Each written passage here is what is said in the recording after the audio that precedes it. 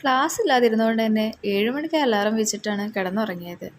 രാവിലെ ഉണർന്നു നോക്കുമ്പോഴോ സൂര്യൻ മൂട്ടിൽ തട്ടി വിളിക്കാൻ തുടങ്ങിയിട്ടുണ്ടായിരുന്നു. പിന്നെ ജനലൊക്കെ അങ്ങ് തുറന്നിട്ടു.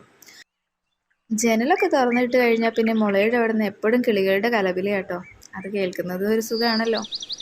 പിന്നെ രാവിലത്തെ കർമ്മങ്ങളൊക്കെ കഴിഞ്ഞ് നേരെ വിട്ടത് മെസ്സിലേക്കായിരുന്നു കേട്ടോ. പിന്നെ ഞങ്ങൾക്ക് ഹോസ്റ്റലിൽ നിന്ന് പുട്ട് കിട്ടുന്നത് ഈ പരുവത്തിലാണ്. നിങ്ങൾക്കാർക്കെങ്കിലും ഇങ്ങനെ അനുഭവം ഉണ്ടെങ്കിൽ കമൻറ്റ് ചെയ്യൂ കേട്ടോ. പഴം കൂടെ ഉണ്ടായിരുന്നെങ്കിലും ഈ പഴം പുട്ടിൻ്റെ കൂടെ കഴിക്കാൻ ഇഷ്ടമില്ലാത്തതുകൊണ്ട് ഒരുവിധം കഴിച്ചെന്ന് വരുത്തിയിട്ട് എഴുന്നേറ്റ് പോന്നു. റൂമിലെത്തിയ പിന്നെ എൻ്റെ മുടിയൊക്കെ ഒന്ന് മെനക്കി കെട്ടി വെച്ചിട്ട് റൂമൊക്കെ ക്ലീൻ ചെയ്ത് പഠിക്കാനിരുന്നു.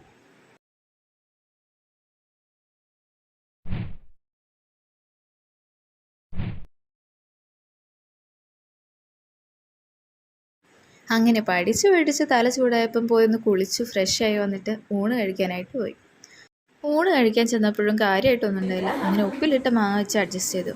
പിന്നെ കുറച്ച് നേരം ഫ്രണ്ട്സും ഒക്കെ ആയിട്ട് സംസാരിച്ചിരുന്നു.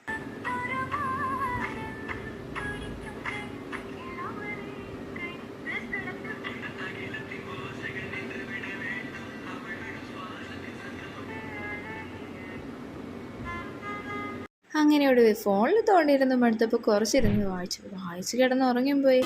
എന്നാലും എന്താ ചായക്ക് സമയം എഴുന്നേക്കൂലോ.